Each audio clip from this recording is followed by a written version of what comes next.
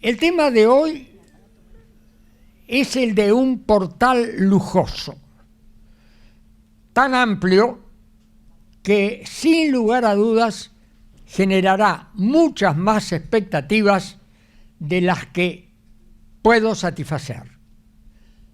Fundamentalmente porque es abarcativo de una realidad apasionante y ciertamente conmocionante que vive el mundo de hoy.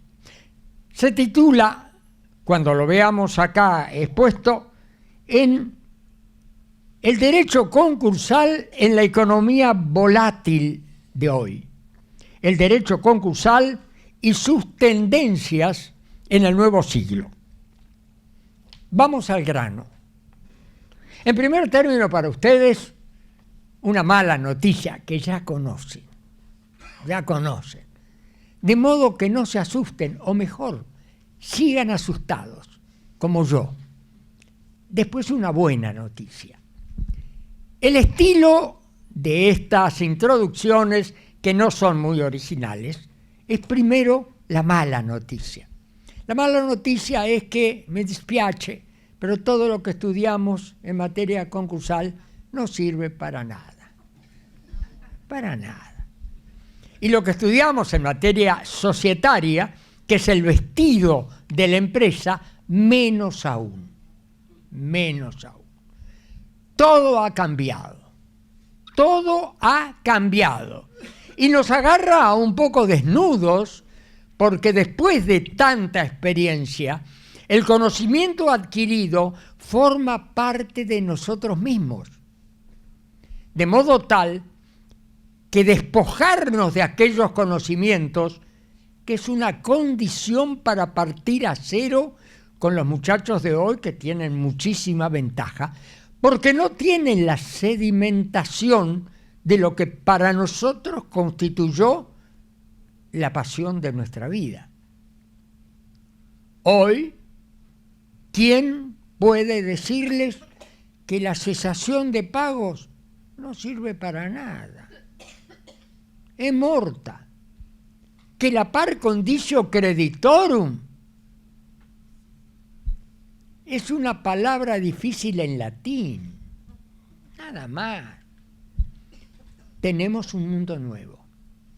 Hay en el mundo un cambio de paradigmas, pero además con otra mala noticia. No hay nuevos paradigmas. No hay. El paradigma es, según aquella definición de Thomas Kuhn, el sociólogo, filólogo, jurista americano, que enunció la teoría del paradigma y a partir del cual la ciencia hace del paradigma la base inmutable, sólida, el aleph, diría Borges, de su construcción total. El paradigma es el apotegma, es en religión la verdad, la Biblia indiscutida. ¿Y cuáles fueron los paradigmas? ¿Cuáles son los paradigmas que tenemos metidos en nuestra condición de profesionales de una ciencia?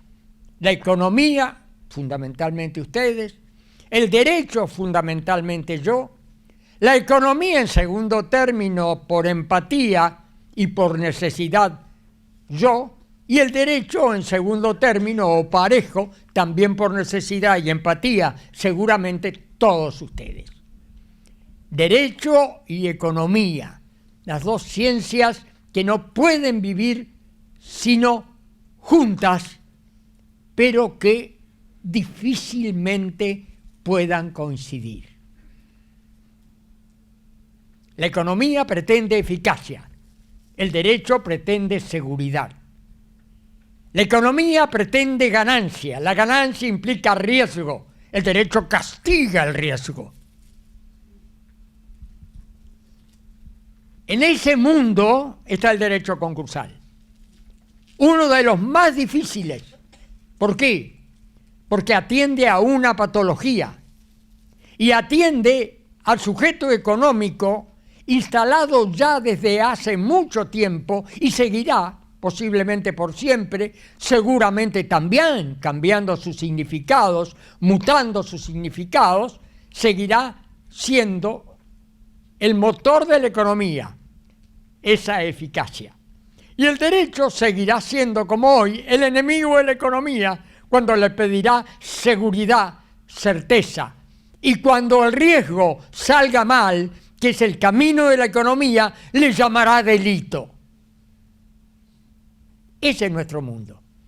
Es el mundo del equilibrio entre lo bueno y lo malo. Es el mundo del equilibrio entre lo lícito y lo ilegítimo, con lo que los abogados disfrazamos a lo ilícito. Este mundo es el nuestro. Y ha cambiado. Y ha cambiado totalmente. Diremos por qué. Porque se destruyeron los paradigmas. El paradigma aquel que es, según Kuhn, el resultado de una conclusión científica elaborada a través del tiempo con el criterio de autoridad del elaborador, con el consenso desde el punto de vista de su generación y fundamentalmente probada, constatada en la experiencia, en el pragma, en la práctica. Eso es un paradigma, algo así como los mandamientos de la fe. Casi no se discuten como la fe. Tienen tanto tiempo, tanto arraigo, tanto prueba que después de la muerte seguimos viviendo tantas pruebas, tantas, que son paradigmas y verdades inconclusas. Se acabaron. Volveremos porque no quiero olvidarme del desafío inicial. ¿Cuál fue? Decirles que tenía una buena noticia. Y ahora sí llega. ¿Cuál es? Gracias a Dios tenemos la posibilidad de empezar de nuevo. Para aquellos que peinan canas, para los que yo no peinan nada, para mí, que estoy más cerca del arpa que de la guitarra, tener una música nueva es un regalo del cielo. Para cada uno de nosotros, saber que a un jubilado tenemos un mundo nuevo, para cada uno de quienes hicimos de nuestro trabajo y de nuestra materia una pasión, es la vida. Es volver a vivir. Esa es la buena noticia. Eso es lo que hará que el año que viene estemos de nuevo acá, viendo si apuntan o no algunos conceptos nuevos que puedan ser aspirantes a suceder a los paradigmas que hoy ya no tenemos y que no están sustituidos. Si no tenemos paradigmas, es como si no tuviéramos ejemplos.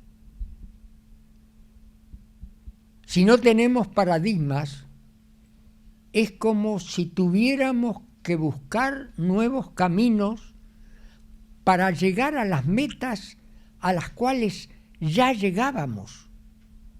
Si no tenemos paradigmas, tenemos que empezar a elaborar un conocimiento con nuevos contenidos. Y vaya si lo sabemos. Esta podría ser un primer paso. Un segundo capítulo después de la hoja en blanco sería decirles a ustedes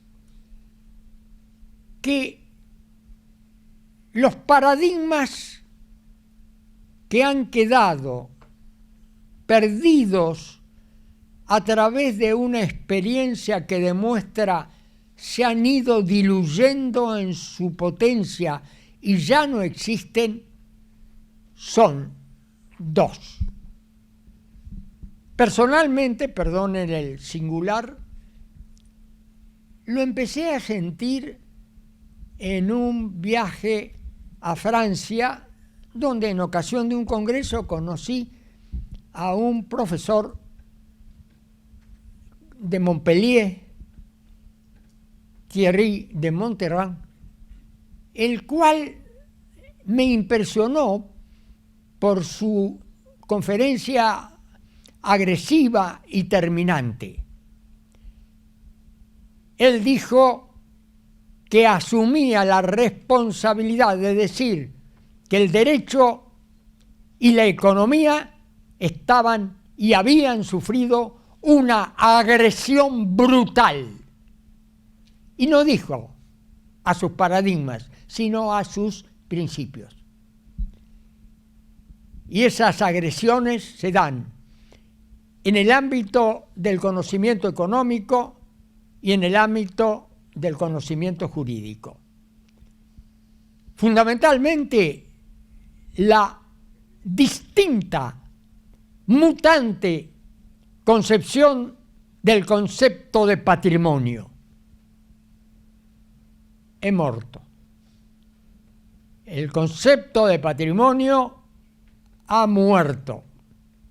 Vive el patrimonio, pero tiene otras ropas, otro corazón y otro riñón. Yo diría, tiene varios corazones, varios riñones.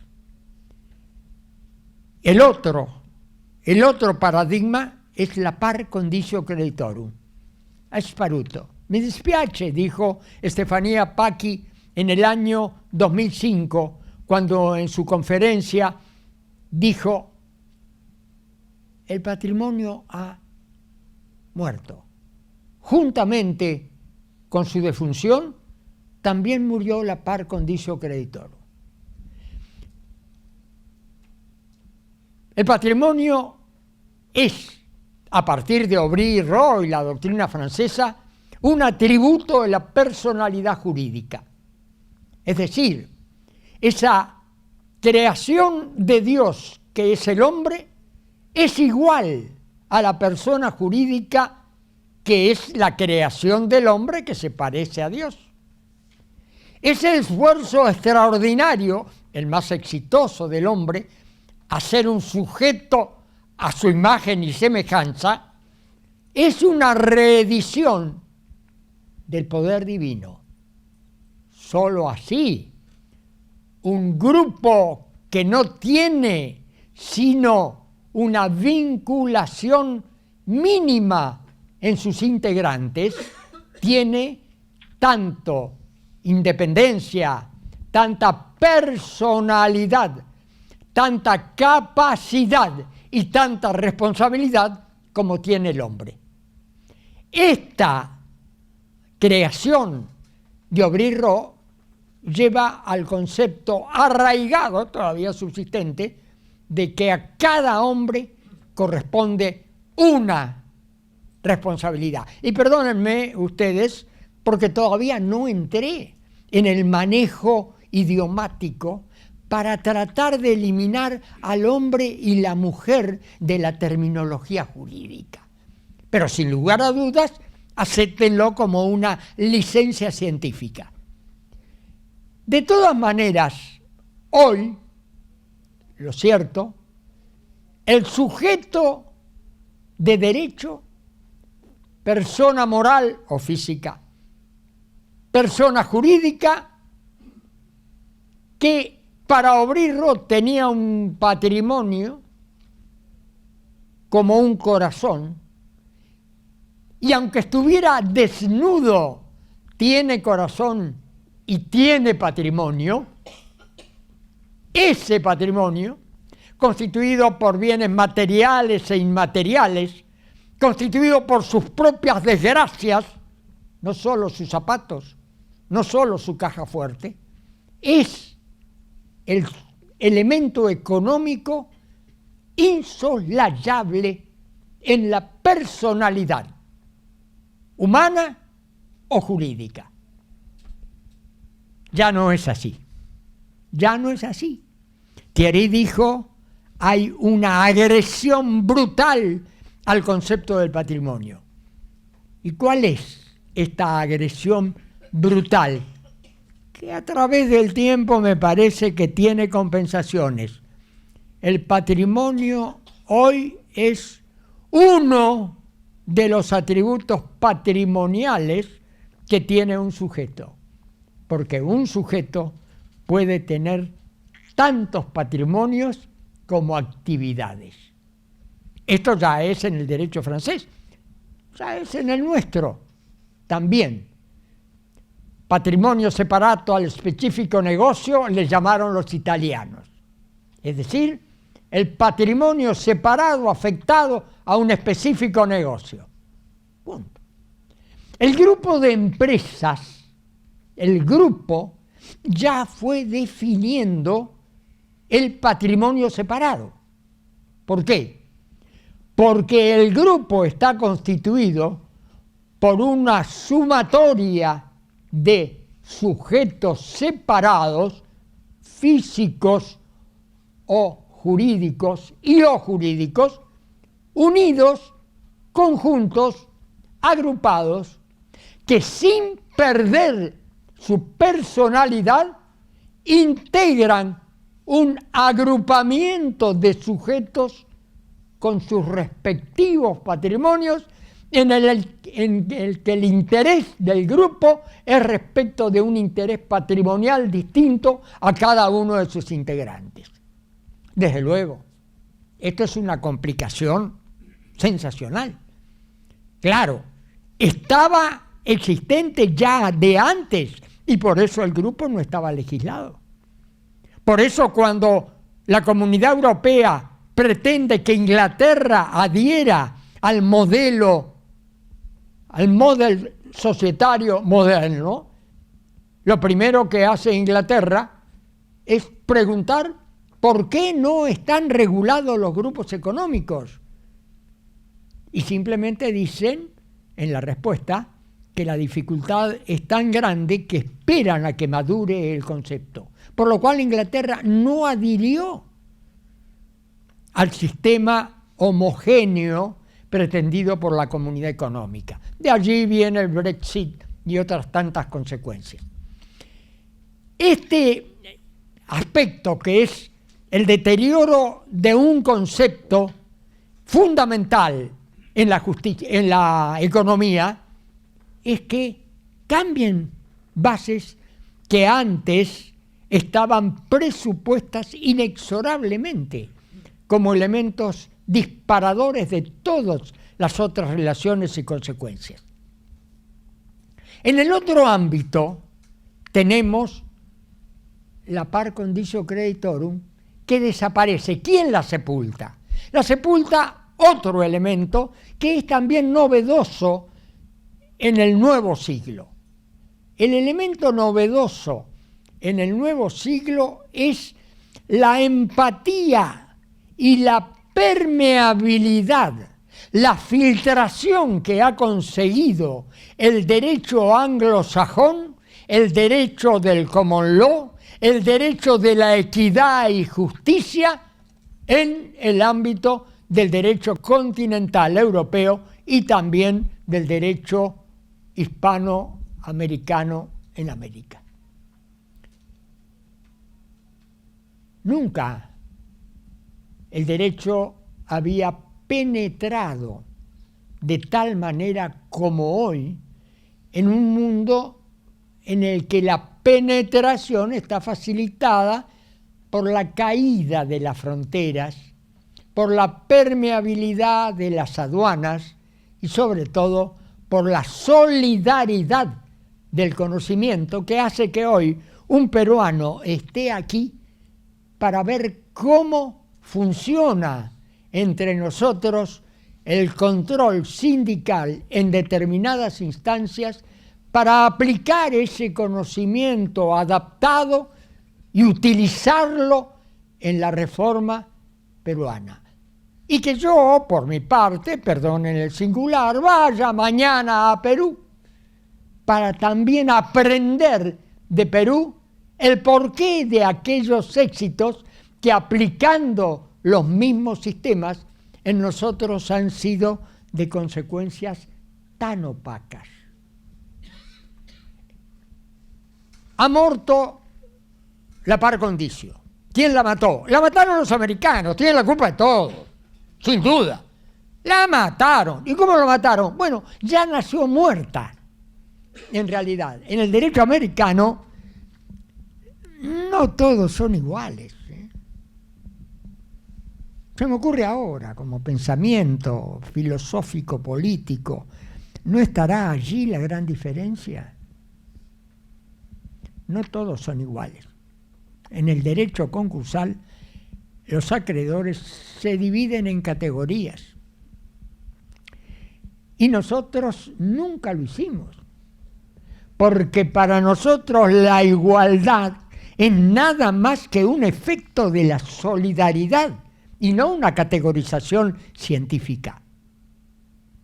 El derecho americano y el corazón norteamericano tiene un sentido de la eficacia y de lo utilitario del cual carecemos sin lugar a dudas.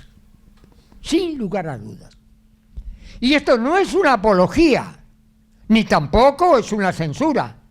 Simplemente es algo así como una conclusión de una larga experiencia confirmada por la práctica.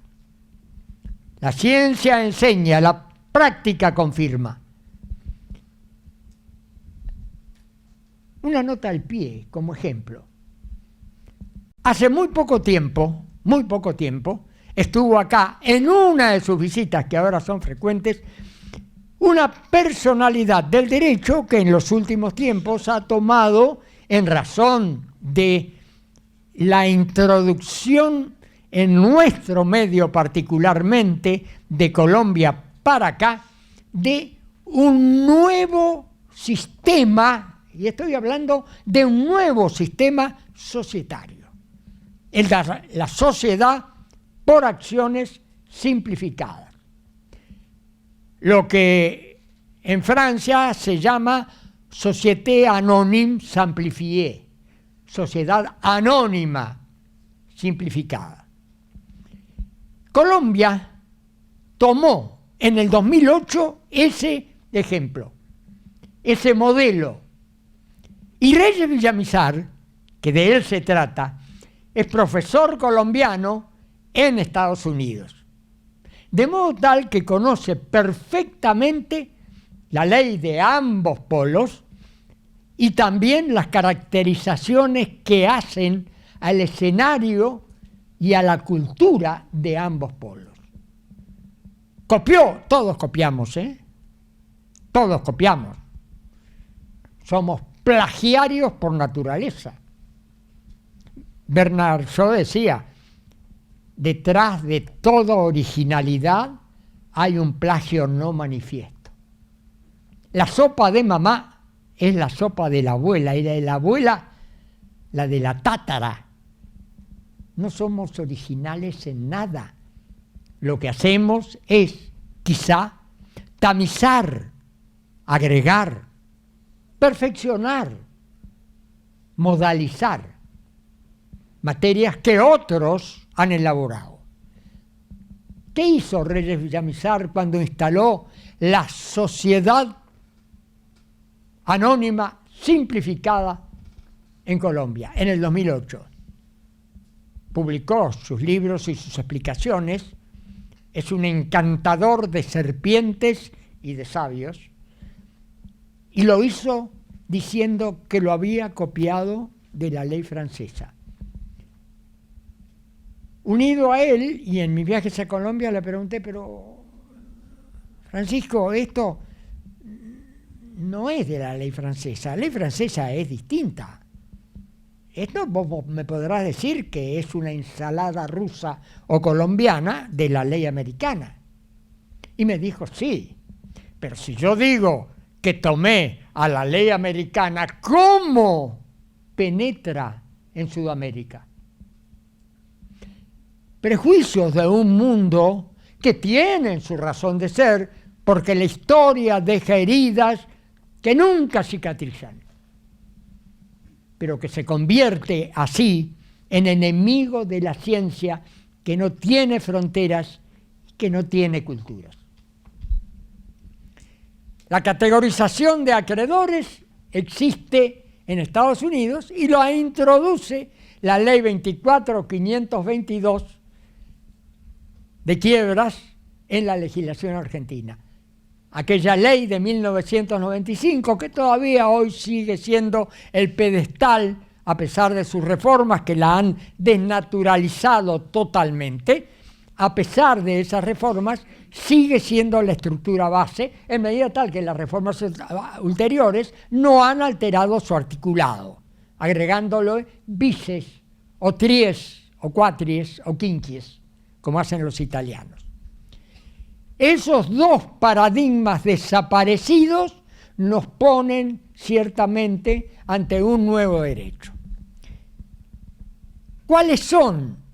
Y te voy a pedir que pasemos rápidamente estos elementos, desde el 1 al no sé cuántos son, pero estos son los elementos tendenciales de un nuevo mundo concursal. Ese nuevo mundo, algunos de los cambios son meras elaboraciones a través del tiempo, por ejemplo, el cambio de concepto de la cesación de pagos, que sigue manteniendo algunos nombres, ese nombre en algunas legislaciones, muy pocas, pero que ha cambiado, ha mutado en su significado. Tengan en cuenta esto, porque esto es la mala noticia. No podemos focalizar hoy la materia de nuestra investigación porque los cambios son tan vertiginosos que lo que estudiamos hoy no existe mañana. Y como el derecho es uno solo y está controlado o constatado por infinidad de elementos, ocurre con la economía, la mutación permanente impide la formación de paradigmas o de principios. Esa es la incertidumbre del mundo de hoy. No sabemos qué somos o podemos serlo todo. En derecho de familia pasa lo mismo. Pasa lo mismo. Y tenemos que cuidar nuestro lenguaje en todos, todas, hombre o mujer, porque podemos agraviar cuando la sensibilidad es tan exquisita. Estamos en otro mundo, pero hay que vivir en él, porque no podemos evadirnos. Esta es Ezeiza, está. Pero el mundo es igual. En todas partes se cuecen habas. En mi casa a toneladas, dicen los españoles. Pero las habas están en todas partes.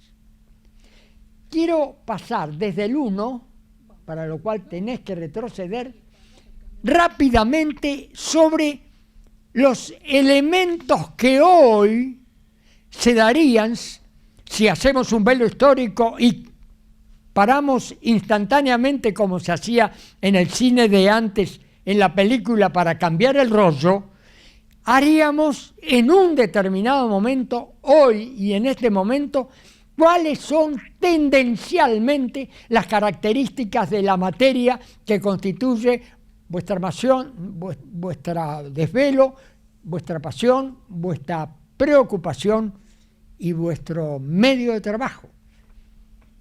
Primero, cambio de paradigmas que nos llevó la media hora. Calcule si les dedicamos a cada uno las 3 o 4 horas que sin lugar a dudas no serían suficientes para tratar cada uno de esos institutos.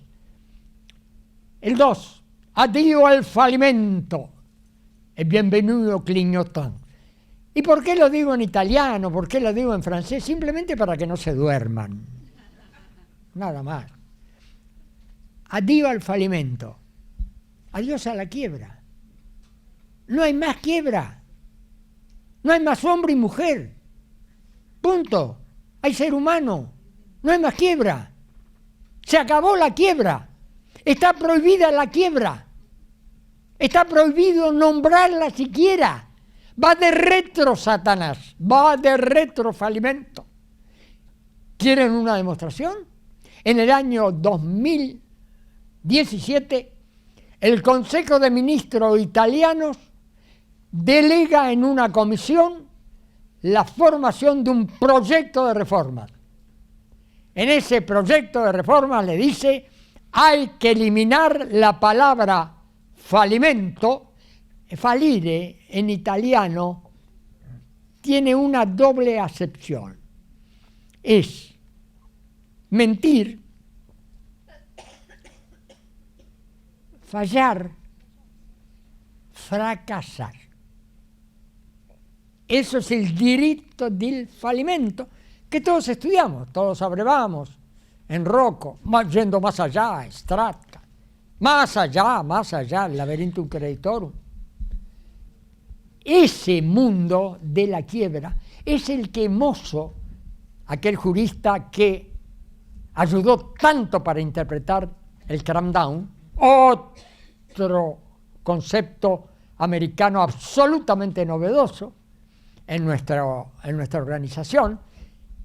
Mosso decía: la comunidad le escapa a la quiebra como a la lepra.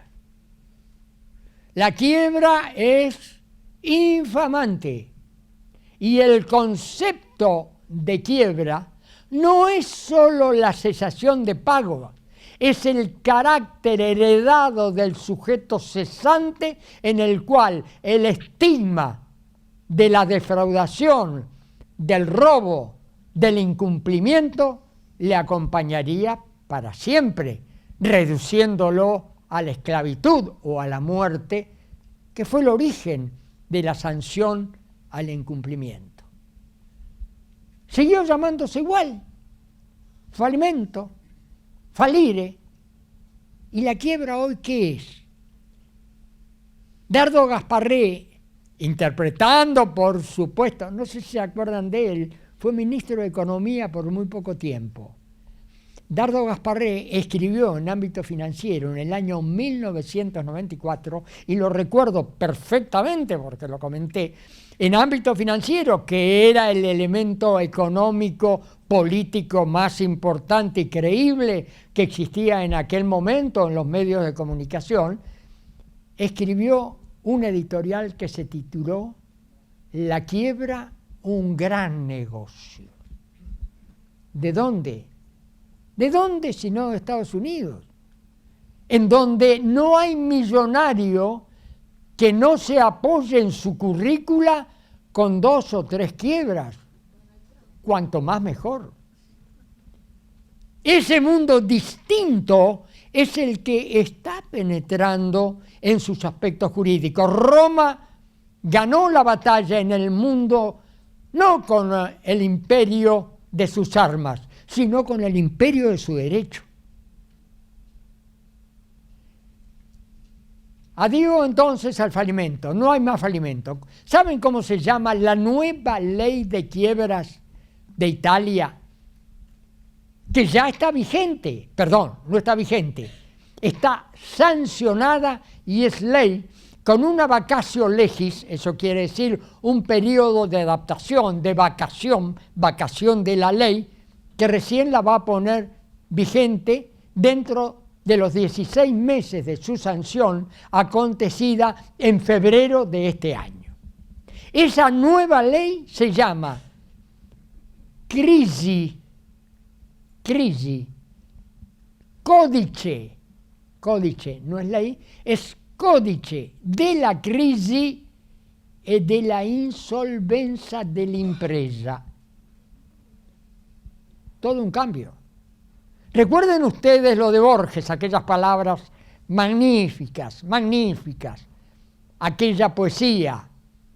Si el nombre es arquetipo de la cosa, en el nombre de rosa está la rosa.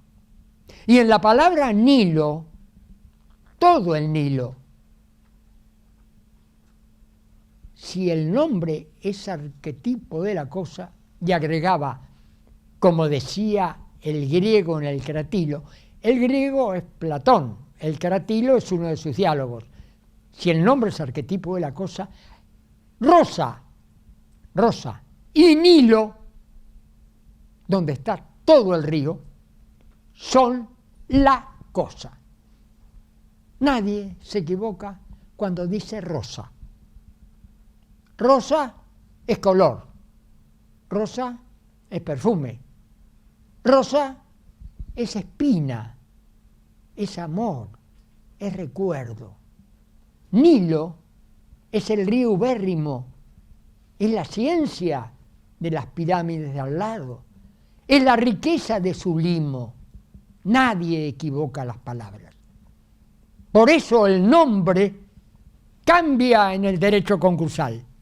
Y ya no es el derecho de la quiebra, es el derecho de la recuperación de la empresa. Y si nos acordamos siempre que cambió el nombre, cambió la cosa, porque es arquetipo su nuevo nombre. Pasamos. El 13, estábamos en el 13. El derecho societario, el derecho concursal avanza sobre el derecho societario. En una de mis charlas se me ocurrió acordarme de algo con el que ponerle un poco de variación o poesía a la dureza de una conferencia. Y me acordé de aquella frase donde termina las palabras, comienza la música. Y se la atribuí en mi recuerdo mal a Goethe.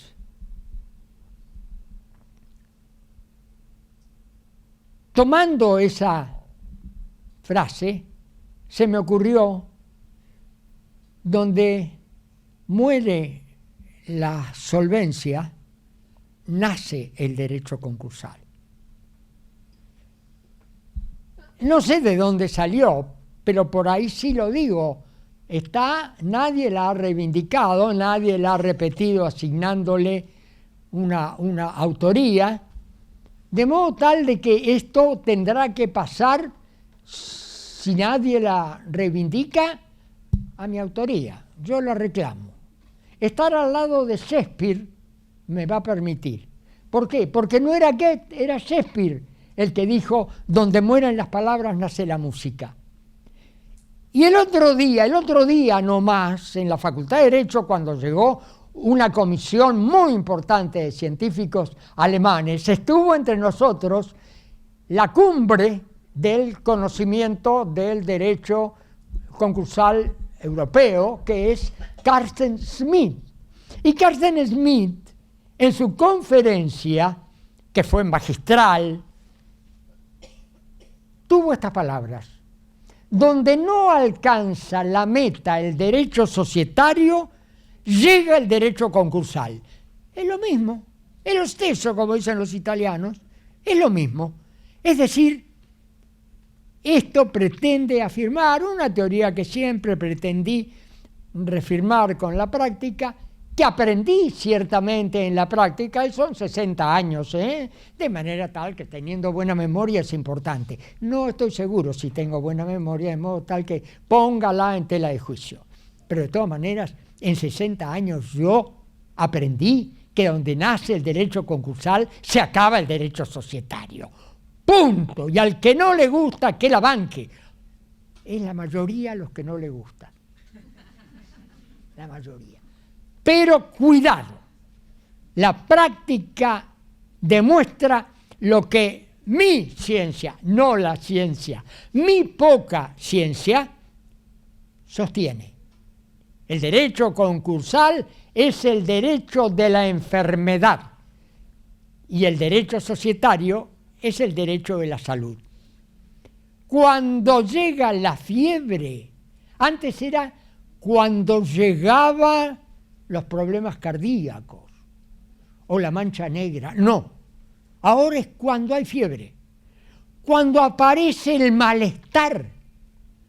El derecho concursal le dice, basta, derecho societario, entro yo. Administrar, no ya vos. Pagar, no como te guste. Vender, como yo diga. Como diga el síndico, ese síndico que nosotros tenemos tan metido en el corazón del derecho concursal y que en Perú está fallando.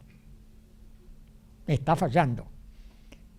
Por eso en el derecho comparado decían los hermanos Lambert, que son los creadores, los epígonos del derecho comparado: serás mejor de jurista inglés si conoces el derecho francés.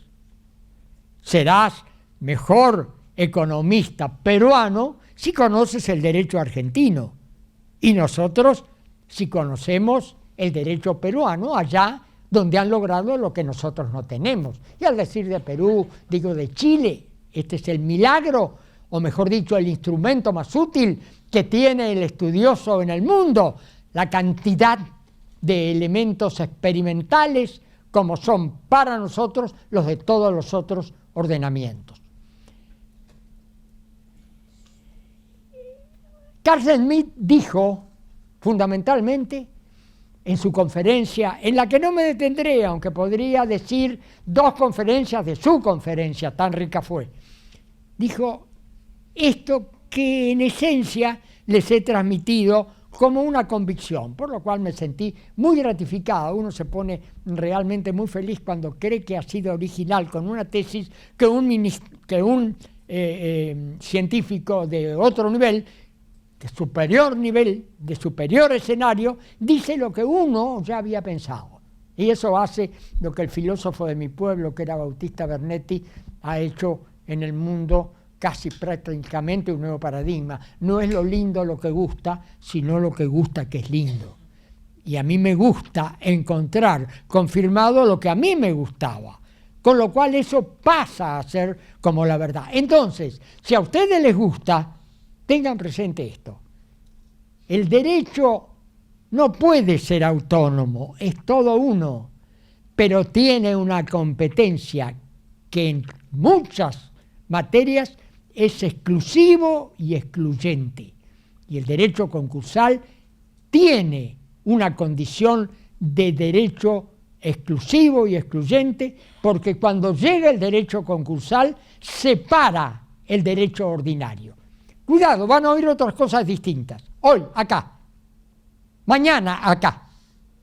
Y lo van a oír con personas que tienen un consenso académico notorio. No lo comparto, no es así. Sobre todo en materia de responsabilidad.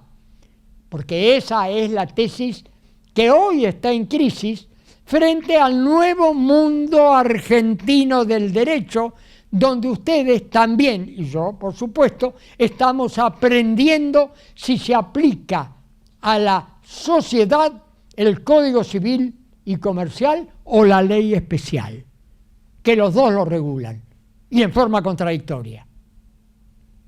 Otra nueva noticia: hay que estudiar de nuevo.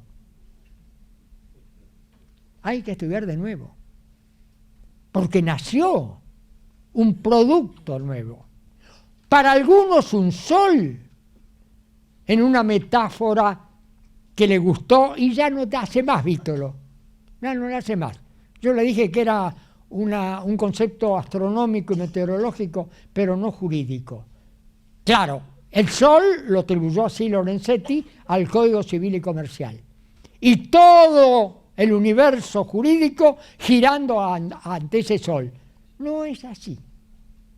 Hay satélites tan importantes en su mundo habitados por el derecho. Y esos satélites son derecho societario, non troppo, pero sí sobre todo el derecho concursal. El Código Civil no trata al sujeto enfermo, trata al in bonis, no al in malis. Y cuando lo trata al in malis, reproduce las normas del derecho concursal. El 4 estás apurada y yo también estoy apurado porque no vamos a llegar. El auge de los procedimientos preventivos y conservativos. ¿Por qué? Porque ya lo vamos a ver también, se mezcla un poco todo, porque hay un nuevo bien jurídico tutelado. Ya no es más el acreedor. Ya no es más. El acreedor fue siempre el dueño del concurso preventivo. Siempre. Siempre, desde las cavernas. Desde las cavernas. No admitía o tenía la prevención. Cuando daba la mano, ya ahí tenías un concurso preventivo. ¿Para qué? ¿En señal de amistad? No. Para neutralizar el garrote que tenía en la mano derecha y obligarlo a dejarlo para dar la mano.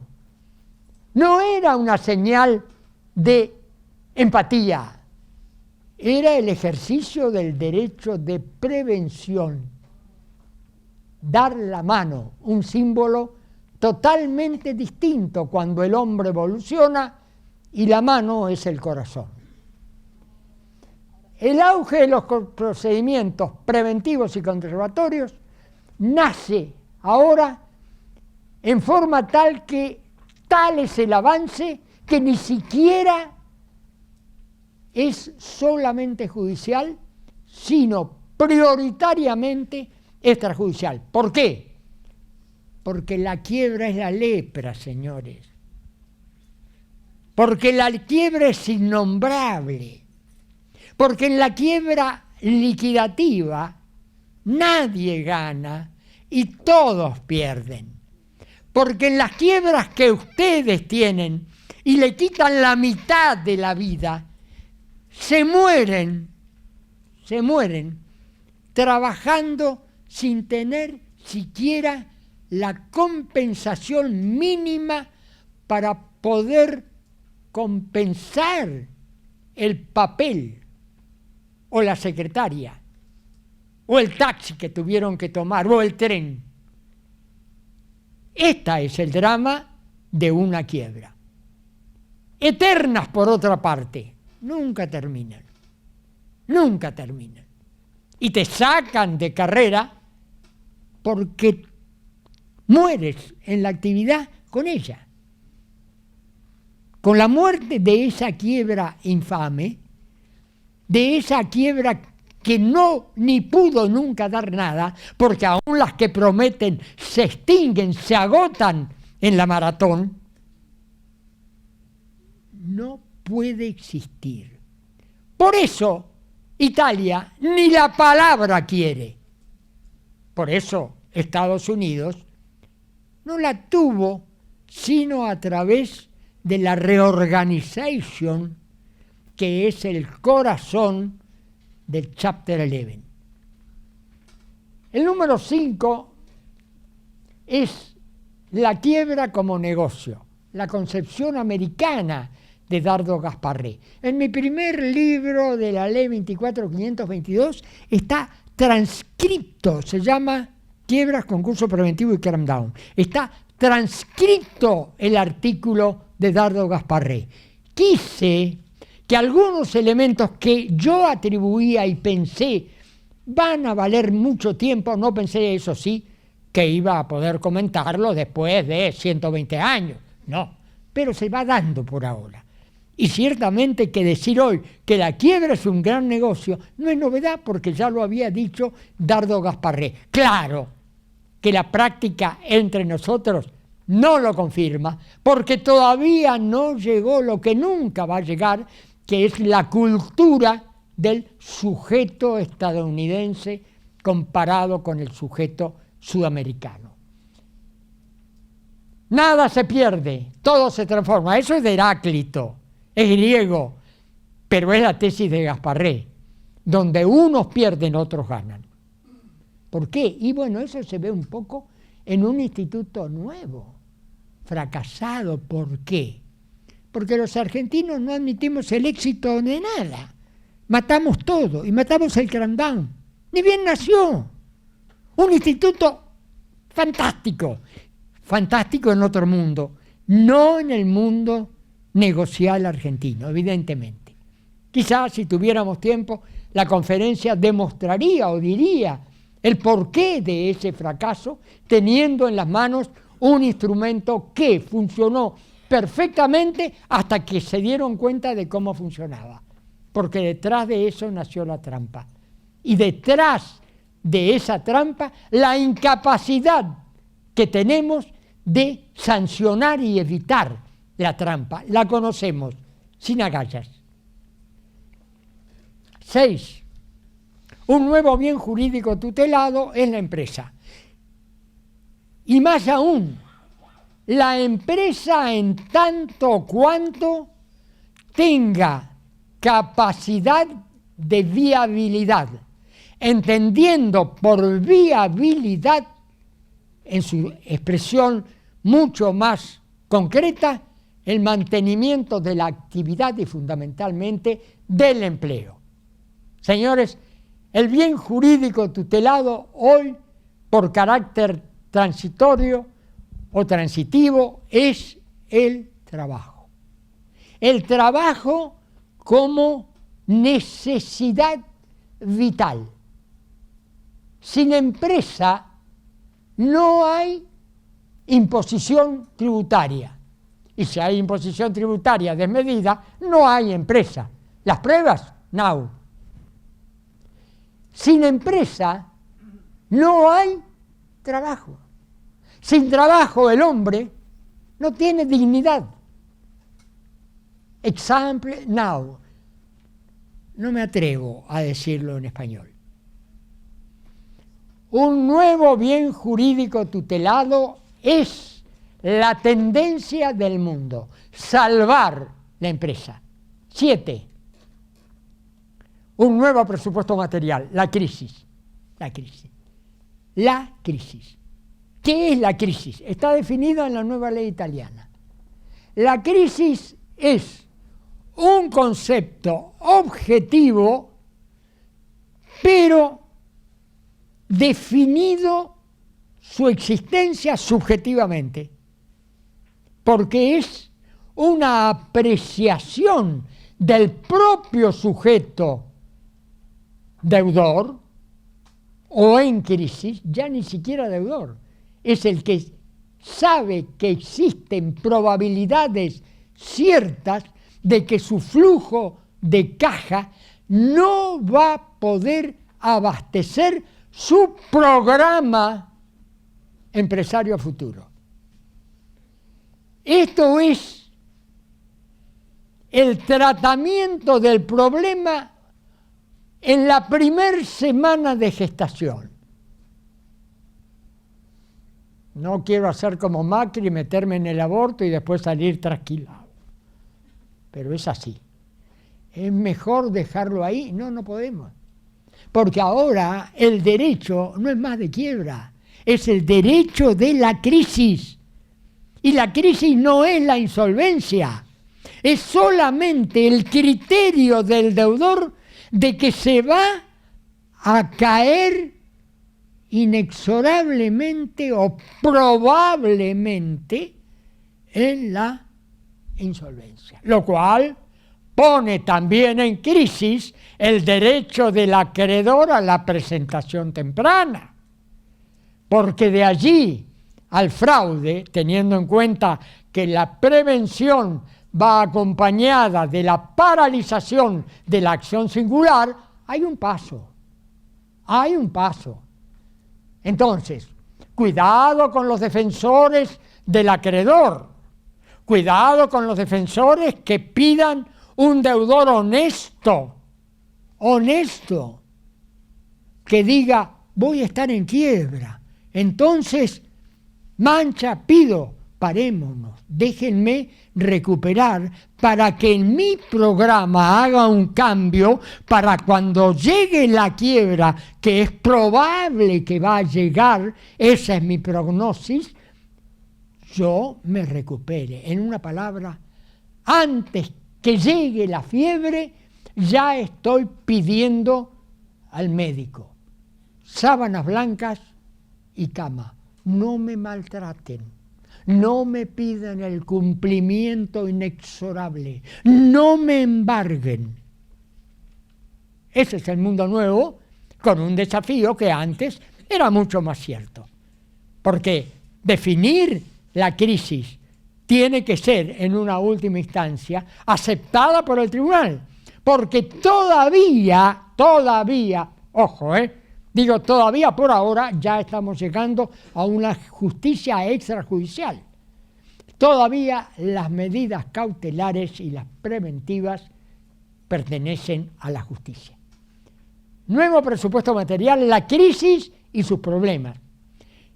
¿Cuál es la otra alternativa? La insolvencia. Y el otro, el sobreendeudamiento. ¿Y qué es el sobreendeudamiento? El sobreendeudamiento es simplemente un desbalance entre activos y pasivos. No hay siquiera cesación de pagos. Hay una manifestación en determinados hechos. Y ahí se abre un nuevo mundo que si éramos pocos parió la abuela, como dicen en el campo, el derecho del consumidor. Y ¿saben una cosa? Todos somos consumidores. Con lo cual, no sabemos si el derecho del consumidor es superior al Código Civil o solo es derecho del consumidor el que está incorporado al Código Civil y no en las leyes especiales. Consecuentemente van a oír, los pocos que quedamos, van a oír cómo el derecho del consumidor es la médula del nuevo ordenamiento jurídico. De aquellos que asignan al derecho del consumidor una preeminencia en esta categorización de prelación de la normativa aplicable, la del Código Civil y Comercial, o en este caso, la del derecho del consumidor. Y en este caso, el derecho del consumidor, que es transversal, termina invadiendo en manera tal todos los otros campos que para el concurso el derecho del consumidor reclama un concurso especial. Y lo tiene. Otro desafío al conocimiento y al cerebro y a la máquina computadora. Hay un mundo nuevo que es un derecho concursal especial del consumidor. Nosotros lo tenemos. Los CESOS lo hemos dejado, poquito que teníamos, en un proyecto. El proyecto entró en cajón. ¿Por qué? Porque venía el cambio político. Y ningún proyecto es ley, perdón, si hay algún societarista que está estudiando la ley de sociedades. Estúdienlo porque va a ser un antecedente. No me parece, estoy adivinando como la crisis, no me parece que la ley proyecto de reforma de la sociedad anónima llegue a tener sanción. Para eso hay que tener consenso político. Y esta ley difícilmente lo pueda tener. A menos que le metan muchas manos. 8.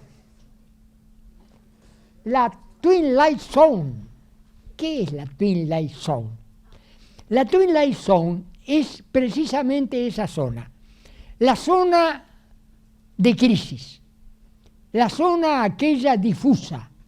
La zona en la que la noche no se fue. O no llegó si estamos en el día. Pero van llegando las sombras. Las sombras que en un determinado momento serán oscuridad total, de lo diario a lo nocturno.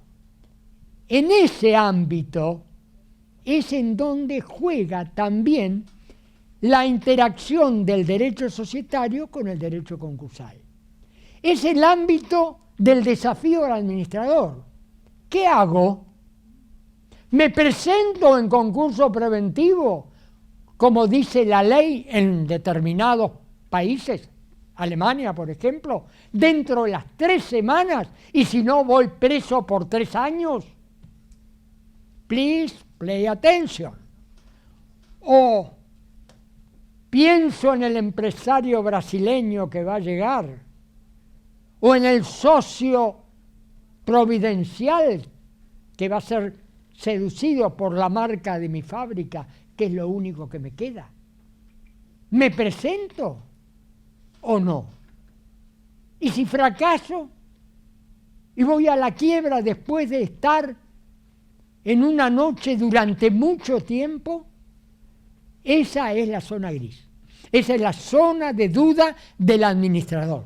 Esa es la zona de duda que manejan ustedes, particularmente ustedes, porque el abogado entra después.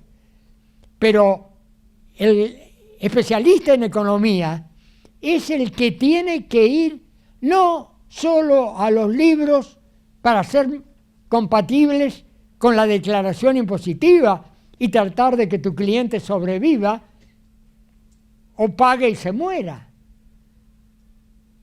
Hay que ver cuáles son las condiciones que se dan en la crisis para determinar si me presento o no, porque cuidado, cada vez más, particularmente en nuestra jurisprudencia, se va haciendo sensible la conducta del administrador.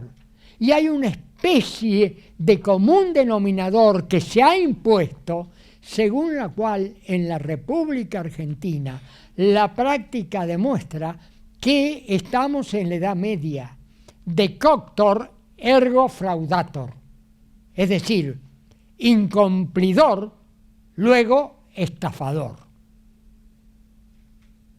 Van a oír, no en esta conferencia, pero sí a brillantes juristas que le van a decir que el concurso preventivo es pura ganancia del concursado. Y no es necesario que se lo digan. Ustedes tienen que liquidar el impuesto de la ganancia para pagar a la AFIP. Así podemos entender un poco a Dardo Gasparré, ¿no? Qué gran negocio perder plata. Esa es la otra cara de la moneda. En nuestro país no puede ser negocio. No puede serlo. ¿Con qué camina la recuperación si no es con la quita? O de lo contrario, con la espera, que en este país ya no existe. No existe, ¿por qué? Porque nadie puede esperar. Y porque si espera, se muere por inanición. Lo peor del caso es que ahora tampoco puede cobrar y tiene que esperar de prepo. Porque estamos, de hecho, en un sistema de emergencia en el que no se paga, no porque la ley lo prohíbe, como fue la 524-563, sino simplemente porque nadie puede o no se endeuda porque no trabaja. El dilema de la detección temprana es un dilema del administrador. El Debt to Equity Swap es una operación aplicable en Europa, prohibida por la ley de sociedades argentina. 2 clases no serían suficientes. Vamos al 9. El criterio de admisión al procedimiento concursal en una puerta abierta. Claro, hasta hace no mucho tiempo, y aún hoy todavía, los jueces hacen un estudio contable, quién sabe quién se los hace, para ver si el sujeto está en condiciones de presentarse, para ver si no hay un delito en el balance de los 3 últimos que presentó, para ver si pagó en positiva. Primero, como decía Buti, ¿quién soy yo para hacer un estudio económico? Señores, no lo hago porque no sé, no porque no tenga ganas, y porque la ley tampoco me pide que sea un análisis contable. Sin embargo, los requisitos para la presentación son hoy analizados en los tribunales en una forma estricta, en medida tal que los 10 días no alcanzan del plazo de gracia para presentarlos corregidos o aumentados o salvados. Pero hay una lección de derecho concursal que le dio la Sala D a la Corte Suprema de Justicia de la Nación. Se las recomiendo. Es el caso Oil Combustibles. Cuando se presentó, ciertamente que con una trampita inocente, porque tampoco deja de ser exacto que hoy Combustibles tiene el centro principal de sus negocios en Comodoro Rivadavia, o más cerca de Comodoro Rivadavia de lo que lo tiene en Capital. Pero lo cierto es que quienes hicieron esto, o quienes presentaron, sabían que en nuestra regulación el domicilio da la competencia y es el domicilio inscripto, y estaba inscripto en Buenos Aires, aun cuando pedida la baja, pero todavía no concedida, aun cuando pedida el alta en Comodoro Rivadavia, pero todavía no concedido. Se presentó en Comodoro Rivadavia y el juez decretó medidas cautelares. Aquí la AFIP, el Estado que fabrica ciertamente la ley para el salvataje de la empresa, dijo que no concedería ningún acuerdo, con lo cual prácticamente llegó, como decía en aquel cuento, el león sordo que le arruinó el concierto al mono. El león sordo es la AFIP. Y aquel mono que quería salvarse, no pudo salvarse, porque aquel juez, que era el salvador elegido, no pudo seguir. Y el Estado, que es el que tiene que procurar las razones, lo trajo al redil, a la casa, a la cueva de la competencia cercana de la influencia y, sin lugar a dudas, la intransigencia de la AFIP. Antes, todo era transigencia. Después, todo fue intransigencia. No tan calvo que se le vean los sesos. No tan calvo. La puerta está abierta.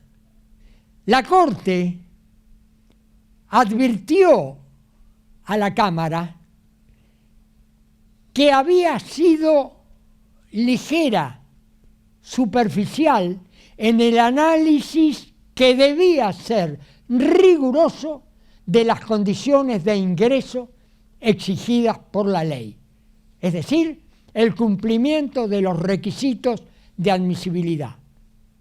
Y la Cámara le contestó que no, que el momento de juzgar la conducta del sujeto empresario o administrador es el momento del desarrollo del procedimiento y el más avanzado. Si logró las conformidades, es momento de homologar.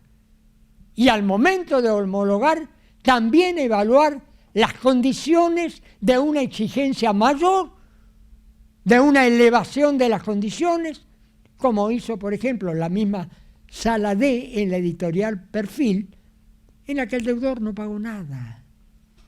No pagó nada. ¿Por qué? Porque no podía pagar. Y porque su actividad era necesaria al movimiento social, colectivo y político del país, porque era prensa de oposición. Ven ustedes aquí un principio de equidad y justicia que no es nuestro, pero que también tiene que llegar a la fundamentación jurídica para explicar que los criterios de admisión del concurso preventivo no tienen de ninguna manera exigencia de mérito del deudor. Antes sí, era el deudor bueno y de mala fe. Bon et malheureux. Bueno, no, de buena fe. El deudor malheureux, desgraciado, y de bonne foi. Eso en Italia exactamente lo mismo. Es decir, bueno pero inocente. Incumplidor pero inocente. Eso ya no. Hoy el bien jurídico tutelado no tiene que ver con la capacidad de encarar o encuadrarse dentro de valores éticos o morales de parte del deudor, en tanto cuanto no sea una actividad ilícita o prohibida por la ley. Lo demás es la puerta abierta, es la extremaunción que no se le niega a nadie. Eso es el concurso preventivo. Si detrás de esto está la condición de la supervivencia de la comunidad. Ya Moza decía, la asistencia del Estado, la ley amplia, es una condición de la paz social. Vamos al 10. La regla de la mayoría sigue siendo y poniendo al acreedor en el dueño del destino de la empresa, porque en una última instancia son sus conformidades. Pero ya hay excepciones. El juez puede, en determinadas condiciones, superar la imposibilidad legal. Puede juzgar la admisión y la homologación aun cuando no existan las mayorías, en función de otras condiciones que lamentablemente la ley establece con demasiado rigor, razón por la cual prácticamente el artículo 52, que es el que la contiene, se ha aplicado solamente en una oportunidad y en forma forzada y ciertamente no fluida, es decir, acomodando los condicionamientos. Hablo del cram-down power. 11. El cram-down y cram-down power fue ya anticipado porque viene de la mano con el ingreso a la posibilidad del acuerdo preventivo. El cram-down es un invento argentino. ¿Invento argentino? Sí, porque está modelado, adaptado a la ley a la modalidad argentina. Fue importado de Estados Unidos. Lo trajo la ley 24.522. No lo hicieron Rivera y Vítolo. No, vino así. Acá no lo entendía nadie porque lo tradujeron mal. Y porque cuando quisieron traducirlo o ellos preguntaron de qué se trata, le dijeron en el Ministerio de Economía, esto vino así, es cerrado, de eso no se habla, de eso no se toca. Como la película. Y así quedó el artículo 48, que de todas maneras, como dice Carsten Smith, prefiero una ley ininteligible, porque el intérprete la va a hacer inteligible, la va a escribir de nuevo, como hicimos nosotros, a una ley clara y mal hecha, en cuyo caso eso tienen, por ejemplo, el 48 bis, otro desastre de la economía y de la política argentina. Vamos al 12. Los criterios de evaluación del acuerdo, legalidad, mérito y factibilidad. La tercera vía, sus grandezas y miserias. Como sacaron el cram-down, que es la forma en que un tercero se haga cargo de la empresa, y eso no lo quieren los lobbies. Primero el que no lo quiso fue Clarín. Y Clarín impuso con su lobby que una ley de reforma sacara del ámbito y la posibilidad del cram-down a los medios editoriales, teatrales, de comunicación. Entonces, no hay cram-down y consecuentemente no hay cambio de empresario, no la hay, cuando se trata ni de Clarín, ni de La Nación, ni de Página 12, ni tampoco de Radio Splendid o de Radio Belgrano, ni tampoco del Cine Astor, ni del Cine de mi Pueblo, ni de la hoja suelta que se publica allá en Embajador Martini. No sé si está aquella toldería, allí nací, pero cuando me vine me dijeron que la cerraban. Está. De todas maneras, ¿cuáles son los criterios de evaluación de acuerdo?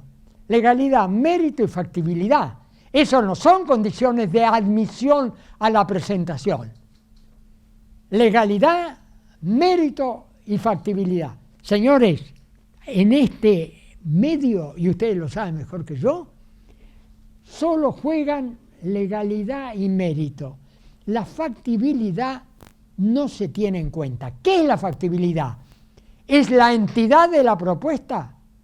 ¿Es el 80% a los 3 meses?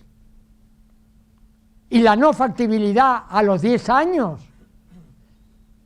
No, la factibilidad es que el deudor en sus condiciones particulares pueda cumplir. Hoy la preocupación de nuestros tribunales es apretar partes sensibles del sujeto hasta que grite. Cuando grita, confiesa. En lugar del 80, el 40 es poco. 50 poco hay, 60 poco, 70. Firmen, todos contentos. Quiebra a corto plazo. A la primera, segunda, tercera cuota. Disimulado en un país raro, en donde quizá, cuando tenga que cumplir, pueda cumplir simplemente agarrando el cajón de la cómoda y tomando los pocos pesos que ayer no tenía y que hoy sobran para pagar todo de contado. Este es nuestro mundo. Este es el pan de hoy a 10 pesos y el de mañana a 150. Eso es un problema de un derecho que se funda esencialmente en la economía, porque es la economía in malis la que trata el derecho concursal. 13. De regla the best interest of creditors, como hipótesis mínima. Esta regla está tomada del derecho americano y la tenemos nosotros, no la aplica nadie. ¿Cuál es esta regla? Esta regla es que es lícita, es moral, no es contraria a las buenas costumbres, esa regla, la que dice que en hipótesis de liquidación no va a obtener lo que obtendrá en hipótesis de cumplimiento de la propuesta. En esto, desde luego, hay prognosis, desde luego, pero es una regla que en Chile, por ejemplo, se hace exigible porque el síndico debe evaluar cuánto recibiría en la hipótesis de liquidación sin acuerdo. Y en tanto cuanto ese monto, esa cifra, no esté por debajo de lo que se logrará o de lo que ofrece el acuerdo, la oferta es lícita. Es decir, no hay abusividad. Es decir, en este caso, el acreedor no necesita la tutela del Estado. El acreedor ya sabe que la ley misma lo protege en cuanto a un piso, a un techo, y el deudor sabe que no va a estar rezando a su Dios preferido o a su santo preferido para saber si considera previa vista a la Fiscalía, a la FIP, a la Procuración Nacional del Tesoro, si eso es abusivo o no. Porque no olviden, el abuso es el gran interrogante del derecho. ¿Hasta dónde existe el abuso? ¿Cuándo se define?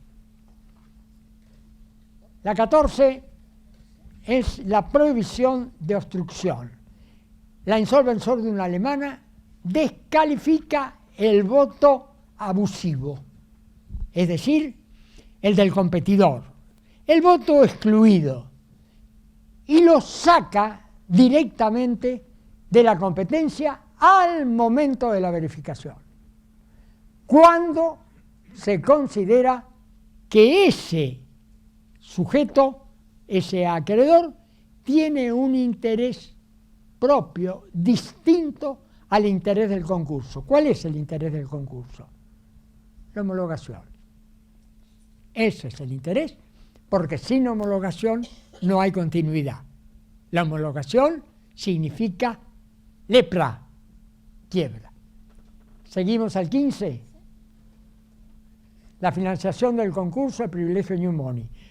Una deficiencia terrible en nuestra legislación. Condena el aporte, o mejor dicho, la ayuda de último momento. El banco que dio crédito a último momento, ese banco no lo puede dar porque corre el riesgo de la extensión. Por cualquier motivo. Hay un rarísimo ejemplo, rarísimo por lo antiguo, de Francia, donde la Compañía General de Gas salvó su concurso con el apoyo del Banque General des Affaires de París. Cuando quebró, le extendieron la quiebra al banco. Aquello, ¿por qué? Porque hizo creer a todo el mundo de que estaba in bonis. Porque el banco solamente le da crédito a quien está in bonis. Ahora le dio crédito para salvar a la empresa, que era viable porque tenía el monopolio de la distribución del gas en París. Quebró. Y aquella ayuda de asistencia se convirtió en una causal de extensión de la quiebra. Consecuentemente, nuestro ordenamiento sanciona, por ejemplo, el aporte del socio para salvar la quiebra. ¿Cómo lo sanciona? Si no lo consigue, no cobra.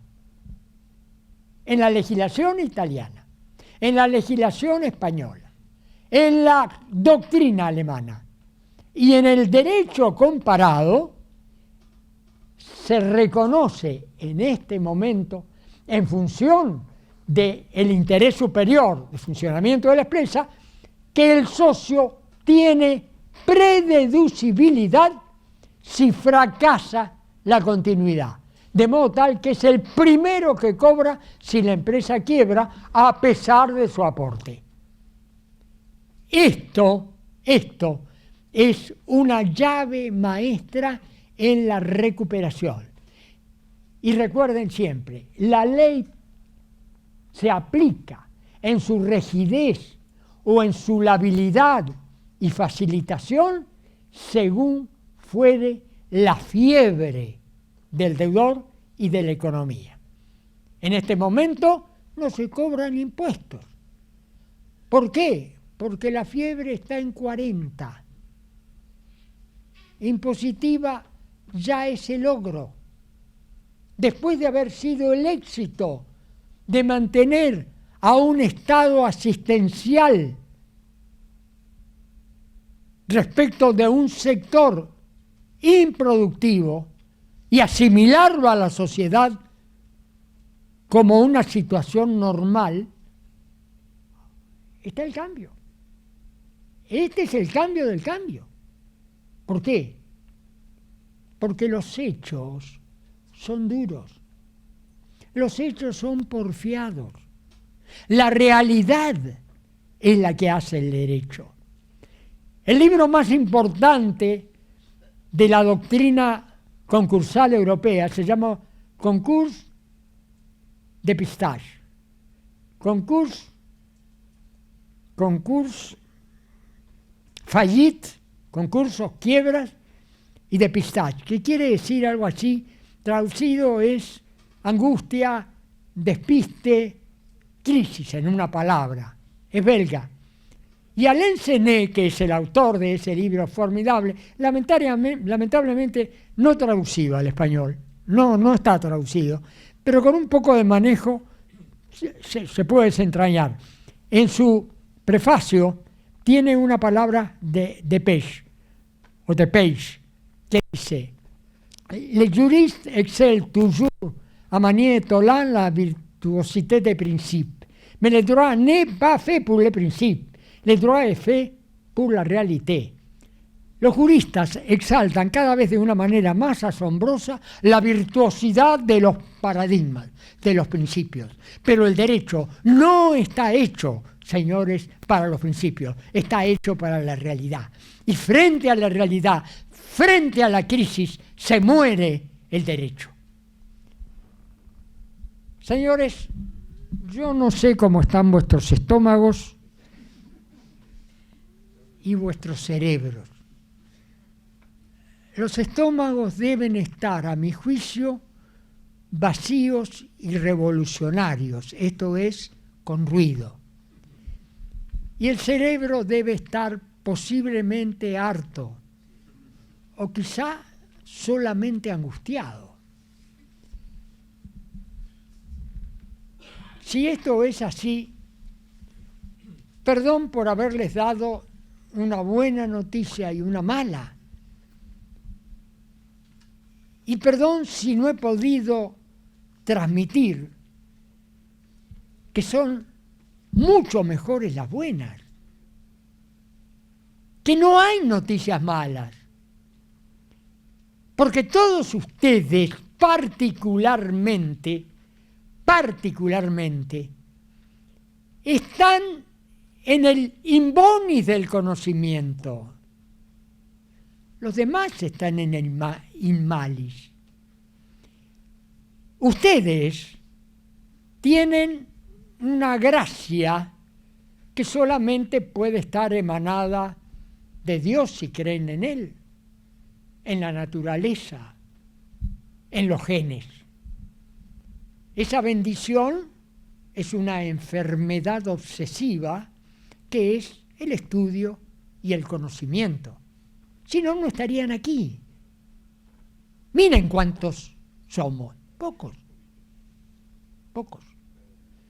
Solo aquellos que hacen del conocimiento y de su trabajo su pasión, solo esos son felices.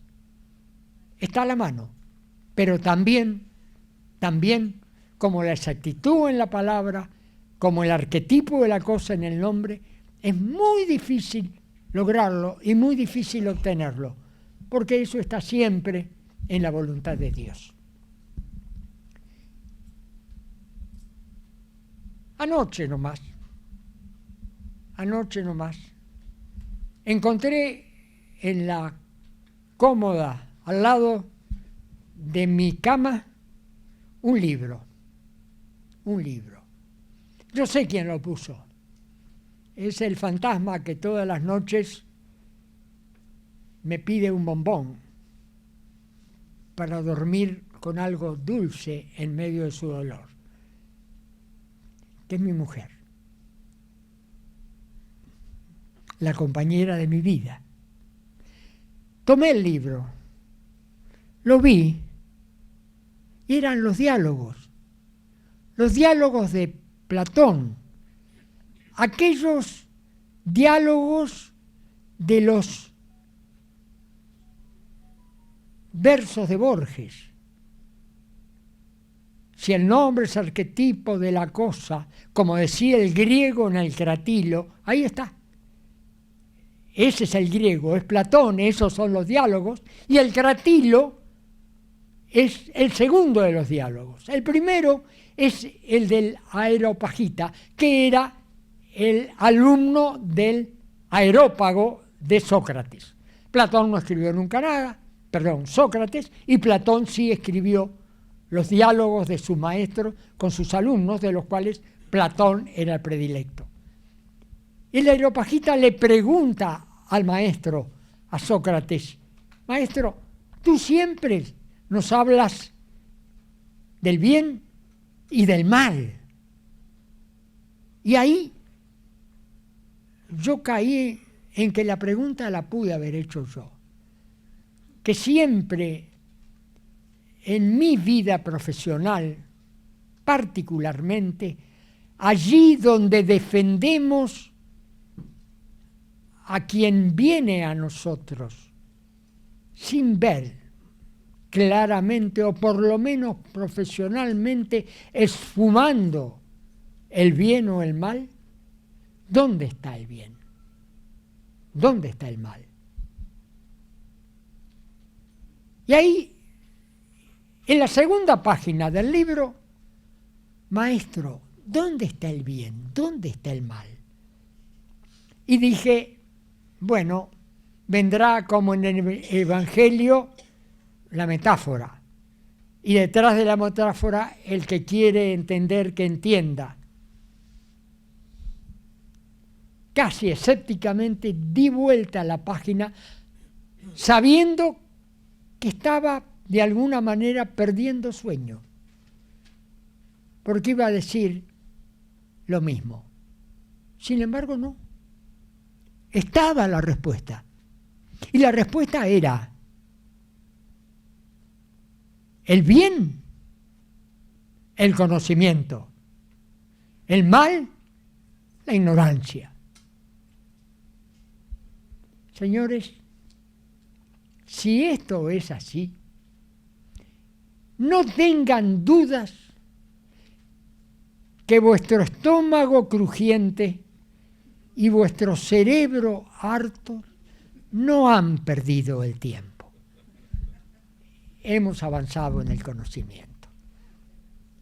Gracias.